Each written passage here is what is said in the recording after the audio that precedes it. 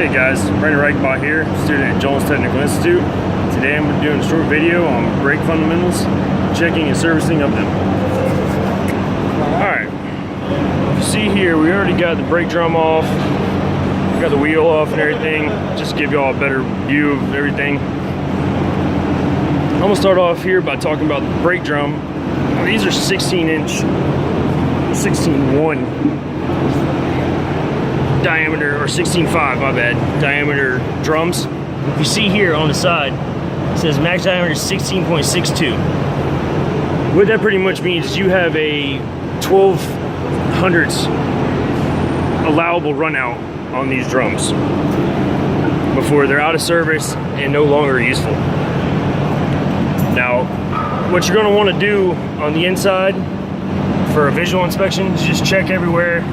Look for any scoring, cracking, streaking. As you can see in this one, you can see on the video, it has pretty heavy cracking all the way around it.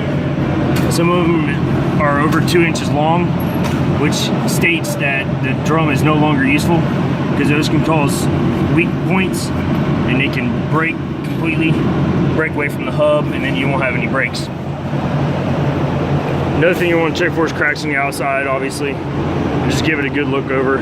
Make sure there's no oil inside, which will cause black marks. And at that point, the drum's no good either, because what the oil does is it sets into the metal and just constantly stays in there, which it'll never get off, which will cause brake fade and just bad stopping. Now we're going to go over to the pads themselves, which you see here. First, I want to show you all this wear line, which are on all brake pads. That's a 1/4 inch. And once it gets to there is when the brakes need to be changed. You're also going to want to check once you have everything off. You see how thick this is, which is probably about 3/8 of an inch. And this is about 1/4, which means I'm having some uneven wear on my brake pads, which could cause issues with the drum, like too much run out or high spot or low spot in the drum, which could cause uneven braking. Now on all the brake pads you got springs, and on this side you got 2 springs. All they do is keep tension on the pads, so once they're expanded they bring it back together so they can stay off the rotors and you're not having brake drag. This side also has one. It's a green one, a little bit longer. It goes from top to bottom, just one. And next you got your rollers and your S-cam. Now this is what activates via from the brake chamber and slack adjuster, turns and opens the brake pads, spreads them away from each other, which presses them against the drum, which is what gives you your braking force and your stopping power. You always want to check these, look for any wear marks where the metal's rubbing. Check the springs that are in there, which actually sit in these holes. You can see this one's worn, which would need to be replaced. They sit inside these holes, keep them in where they're supposed to be. Check the S-cam once you take the brakes off for up and down play. It should be no more than 3 thousandths. On these, they have a grease fitting for the S-cam. It's always good to put grease in these every time you change brakes, no matter what. And make sure you put enough in there where it's squeezing out the front, it gets all the bad grease out. All right, now we're gonna go to the automatic slack adjuster, which is a little bit different than the manual ones because they do the adjustment themselves. But you do have to set them the first time when you put them in.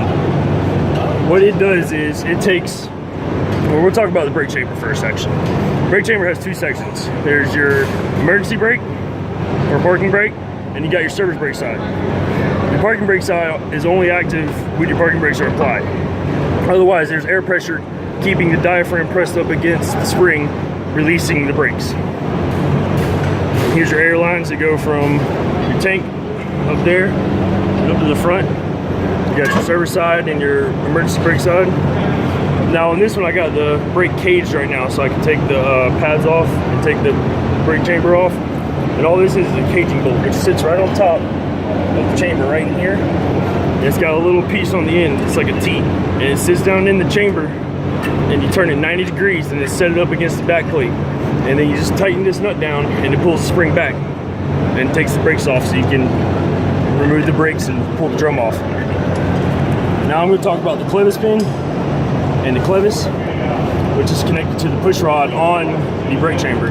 Now when the air is applied to the service brakes, what it does is it pushes this push rod out, which in return forces this clevis pin to rotate the slack adjuster, which turns the S-cam, which opens your brakes. And then they press against your drum and apply stopping power. Now the one adjustment you're gonna have to check after you change your pads and everything is free play on this push rod. Now how you do that is you set it with the brakes on, or the brakes off, gain pressure to about 80 to 100 pounds in the truck and the compressor, measure from the back of the chamber to the middle of the clevis pin, and have somebody apply the brakes fully. And while they're applied, measure from the back of the chamber to the clevis pin again. The difference in there is your free play. It should be about a ½ inch. Depends on the service and the design of the brakes.